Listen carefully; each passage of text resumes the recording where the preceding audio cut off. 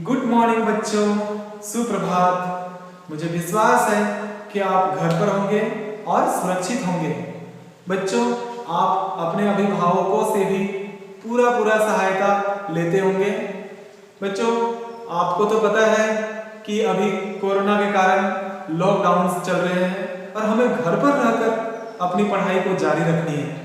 तो जो भी ऑनलाइन कंटेंट्स आपको भेजा जाता है, जो भी मिलता है ऑनलाइन, आप उसका पूरा लाभ उठाएं और अपनी पढ़ाई में किसी प्रकार की रुकावट न होने दें। बच्चों, आज मैं पुनः आप लोगों का फिर से स्वागत करता हूं अपने ऑनलाइन क्लास में। और आपको पता है पिछले कक्षा में मैंने भाषा के विषय में और भाषा के रूप के विषय में पढ़ाया था। भाषा जिस माध्यम से हम लोग अपने भावों और विचारों को प्रकट करते हैं। आपको याद होगा भाषा के 3 रूप, मौखिक, लिखित और सांकेतिक। बच्चों, आज इसकी अगली कक्षा के तहत हम व्याकरण में वर्ण और उसके भेद को लेकर प्रस्तुत हैं। इस वर्ण और उसके भेदों के विषय में हम लोग जानेंगे। लेकिन बच्चों, उससे पहले हम लोग लिपि और व्याकरण के संबंध में जान लें, ताकि हमें आगे की कक्षा वर्ण के विषय में समझने में किसी प्रकार की बाधा न हो। बच्चों, लिपि आपको तो पता है हम लोग अपने क्षेत्रीय भाषा में खोरठा, हिंदी और अंग्रेजी भी बोलते हैं। बच्चों, ये जो बोलते हैं हम लोग हिंदी, इसे लिखने के लिए संकेत चिन्हों की आवश्यकता पड़ती है। संकेत चिन्हों की आवश्यकता पड़ती है। तो भाषा को लिखने के लिए जिन संकेत चिन्हों की आवश्यकता पड़ती है, उसके व्यवस्थित रूप को लिपि कहा जाता है। बच्चों, आपको पता है हमारी हिंदी जो है, हिंदी की कौन सी लिपि है? हिंदी की लिपि है देवनागरी। हिंदी की लिपि देवनागरी। हम लोग हिंदी जो लिखते हैं वो देवनागरी लिपि के अंतर्गत लिखते हैं। बच्चों, लिपि के बाद आप लोगों को व्याकरण के संबंध में बता दें। बच्चों, हम लोग बोलते तो हैं, लेकिन कितना शुद्ध बोलते हैं ये हमें पता नहीं। लिखते तो हैं, कितना शुद्ध लिखते हैं ये हमें पता नहीं। हमको इसका ज्ञान कौन कराता है? व्याकरण। व्याकरण वह शास्त्र है जिसके तहत हम लोग भाषा को शुद्ध रूप से लिखने या बोलने के लिए तत्पर होते हैं। हम लोग व्याकरण का अगर ज्ञान है तो हम लोग शुद्ध रूप से बोल और लिख सकते हैं। बच्चों, आइए लिपि और ज्ञान व्याकरण के बाद हम लोग आगे वर्ण और उसके भेद के विषय में जानेंगे। वर्ण ध्वनियों को लिखने के लिए जिन चिन्हों की आवश्यकता होती है उसे वर्ण कहते हैं। ध्वनि जो मुंह से हम लोग बोलते हैं, जिस भी भाषा में बोलते हैं, लेकिन हम लोग बोलते हैं तो बोलने के लिए ध्वनि निकलती है। उस ध्वनि को लिखने के लिए जिन चिन्हों की आवश्यकता होती है उसे हम लोग वर्ण कहते हैं। जैसे हम लोग बोलते हैं क, तो क को लिखने के लिए एक विशेष चिन्ह की आवश्यकता होती है। क, ख, ग, घ, ये जो ध्वनि हमारे मुंह से निकल रहा है, इसको लिखने के लिए जिन चिन्हों की आवश्यकता होती है, इन्हें हम लोग वर्ण कहते हैं। जब बच्चे को बोला जाता है, सबसे छोटे बच्चे को जिसको कुछ भी पता नहीं होता है, उसको पता नहीं होता है इसको क कहते हैं, इसको ख कहते हैं, उसे हम लोग सिखाते हैं कक्षा में कि इसको क। बार बार याद करने के बाद उसके मस्तिष्क में वो बात बैठ जाती है कि इसे क कहा जाता है, इसे ख कहा जाता है। ये एक संकेत है, ये एक संकेत चिन्ह है। तो बच्चों, वर्ण के बाद हम लोग अब वर्णमाला के संबंध में थोड़ा चर्चा करेंगे। बच्चों, ये वर्णमाला, यहाँ 2 शब्द हैं, वर्ण माला। माला के संबंध में आप जानते होंगे। बच्चों, आपको पता है बहुत सारे फूल बोलते हैं हम लोग। जब उन फूलों को हम लोग धागे में पिरो देते हैं सुई के माध्यम से, जब हम लोग उसको धागे में पिरो देते हैं तो एक माला का आकार ले लेता है ना? एक व्यवस्थित हो जाता है, सारे फूल वहां व्यवस्थित हो जाते हैं। तो हम लोग फिर फूल नहीं बोलते हैं, हम लोग बोलते हैं फूलों की माला। बच्चों, उसी तरह से वर्णमाला, वर्णों का माला। ठीक है बच्चों, वर्णों के व्यवस्थित समूह को वर्णमाला कहते हैं। वर्णों के व्यवस्थित समूह को वर्णमाला कहा जाता है। मतलब जब वर्णों को हम व्यवस्थित रूप से हम लोग लिख के रखते हैं या लिखते हैं तो उसे वर्णमाला कहा जाता है।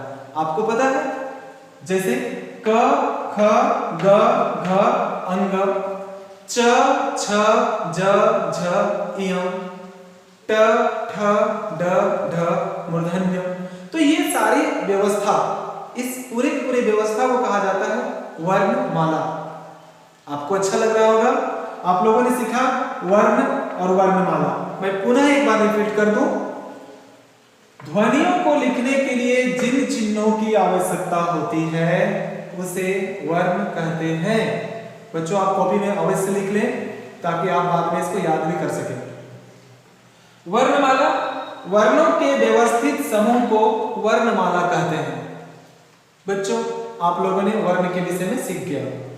अब वर्ण के बाद हम लोग सीखेंगे वर्ण के भेद।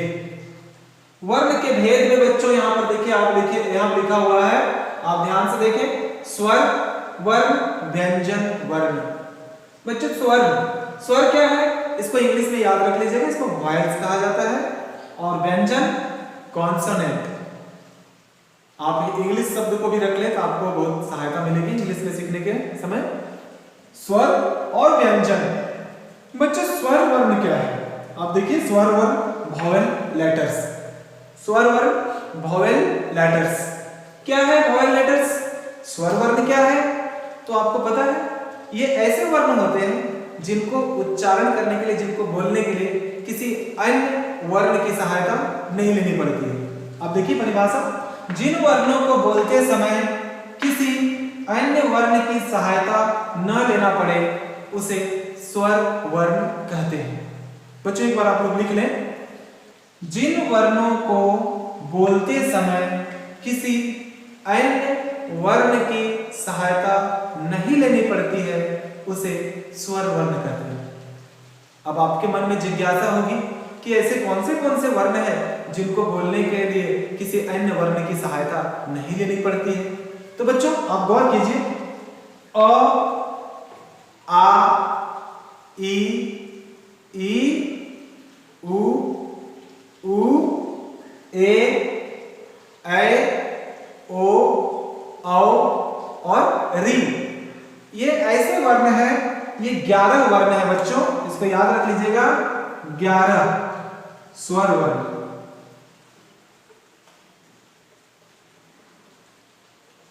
स्वर वर्ण 11 होते हैं। 11 में कौन कौन, फिर से पुनः आप पुनरावृत्ति कर लें, अ, आ, ई, उ, री, ए, ओ, औ। बच्चों ये 11 होते हैं स्वर वर्ण। और इसके बाद स्वर वर्ण की परिभाषा मैं एक बार आपको बता दूं, जिन वर्णों को बोलते समय किसी अन्य वर्ण की सहायता न लेनी पड़े। ये ऐसे वर्ण हैं बच्चों जिसमें बोलने के लिए किसी दूसरे वर्ण की सहायता नहीं लेनी पड़ती है। आगे की कक्षा हम लोगों की है स्वर वर्ण के बाद व्यंजन। बच्चों व्यंजन वर्ण के विषय में मैं मौखिक आपको बता दूं, आप इसको अवश्य लिख लें। जस्ट इसका विपरीत, जिन वर्णों को बोलते समय हमें किसी अन्य वर्ण की सहायता लेनी पड़ती है, यानी कि व्यंजन वर्ण ऐसा है वर्ण जिसको हम लोग बोलने के लिए किसी अन्य वर्णों की सहायता लेनी पड़ती है। व्यंजन वर्णों में क्या है, स्वर वर्ण जुड़ा होता है। जैसे आप देख लें उदाहरण के साथ, क। बच्चों क पूर्ण तब होता है जब इसमें क प्लस अ ये जुड़ा होता है। क में क प्लस अ, ये क आधा और अ पूरा, ये जब जुड़ते हैं तो ये पूरा होता है क। उसी तरह से ख,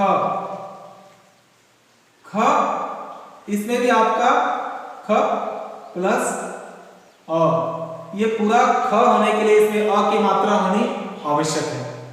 तो बच्चों व्यंजन वर्ण का परिभाषा एक बार और सुन लें ताकि आप लिख सकते हैं। वह वर्ण जिन्हें बोलने के लिए किसी अन्य वर्ण की सहायता लेनी पड़ती है वे व्यंजन वर्ण कहलाते हैं। तो बच्चों आज हम लोगों ने क्या क्या सीखा, वर्ण यानी कि लेटर्स, उसके दो भेद स्वर वर्ण और व्यंजन वर्ण। वर्ण की परिभाषा, वर्णमाला और स्वर वर्ण की परिभाषा और व्यंजन वर्ण की परिभाषा। बच्चों इसे आप अवश्य लिख लें ताकि आपको आगे की कक्षा समझने में दुविधा न हो। तो बच्चों इसी कक्षा के साथ मैं आज विदा लेता हूं। पुनः फिर उपस्थित होऊंगा दूसरे व्याकरण या दूसरे विषय के तहत। ठीक है, धन्यवाद।